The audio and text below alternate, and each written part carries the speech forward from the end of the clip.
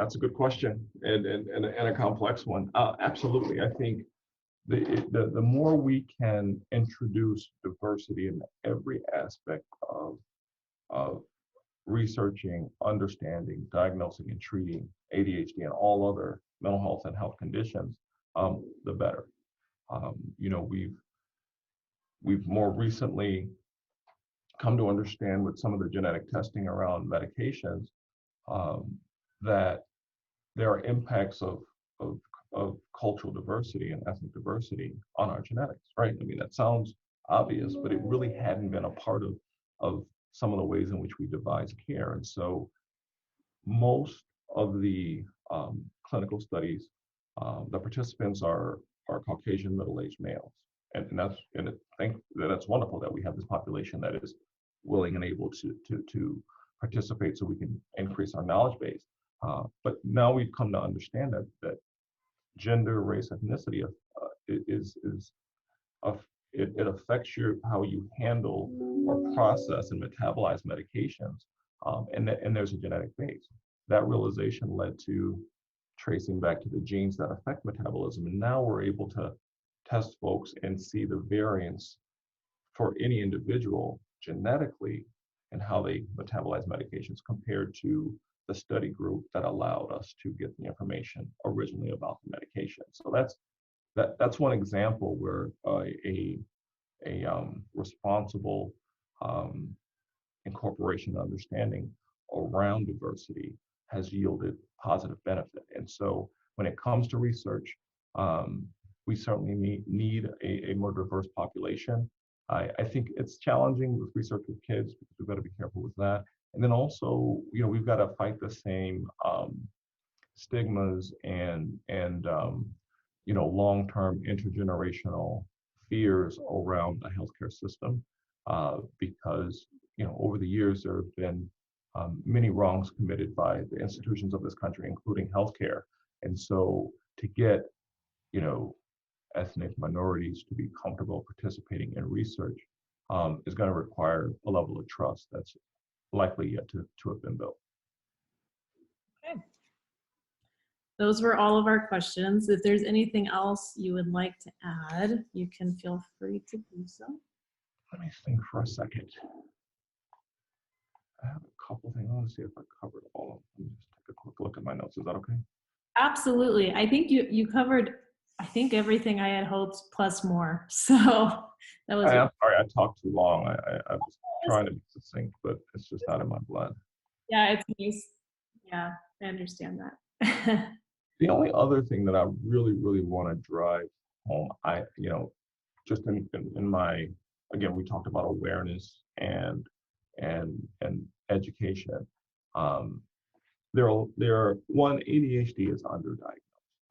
It really is, across the board. And I hear things around folks that they don't want to be labeled, right? As ADHD. And my the comment I have about that is a medical diagnosis isn't a label, it's a diagnosis, right? ADHD isn't a name to call someone. It describes a clinical syndrome that can be readily treated. And I believe, a lot of children who have problems in this area, especially males, especially minority males who have externalizing behaviors, they get interpreted as bad or criminal or aggressive, right?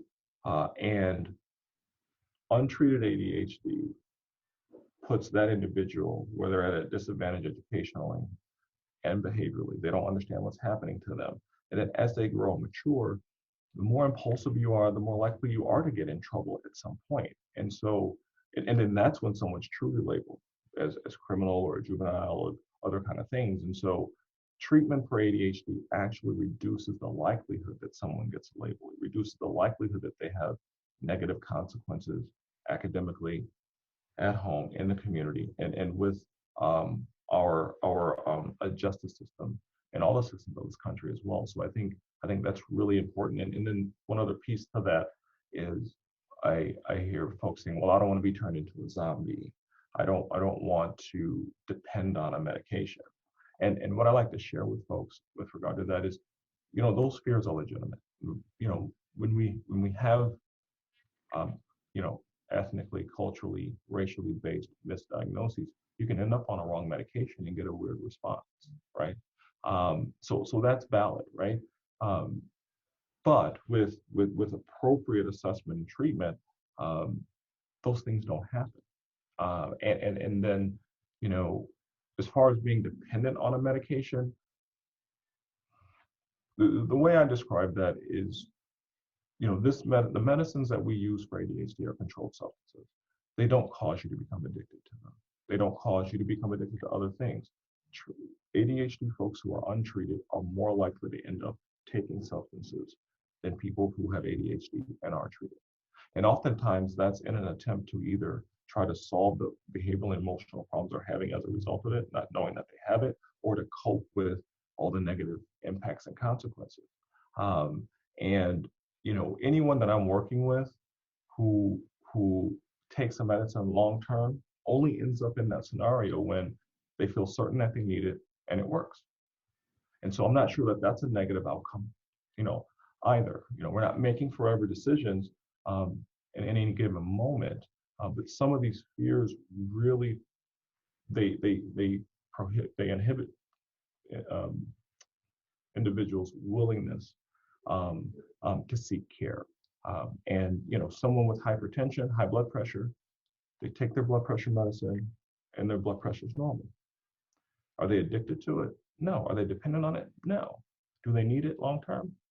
Sometimes yes, right? And so we see similar things with this, but again, that the stigma can make people feel like they're going to need a medication for their brain to function normally, or for them to stay who they are. It doesn't change their personality.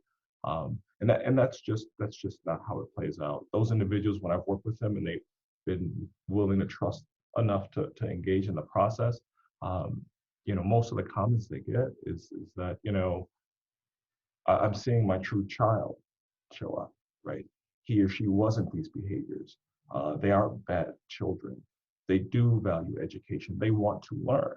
And now I see that this was in the way. And now that they've got effective treatment, they're just so proud and happy to see them be able to engage in those things, learn those things, express themselves that are really more true representations of who they are. It's just that the ADHD was a barrier and we removed it.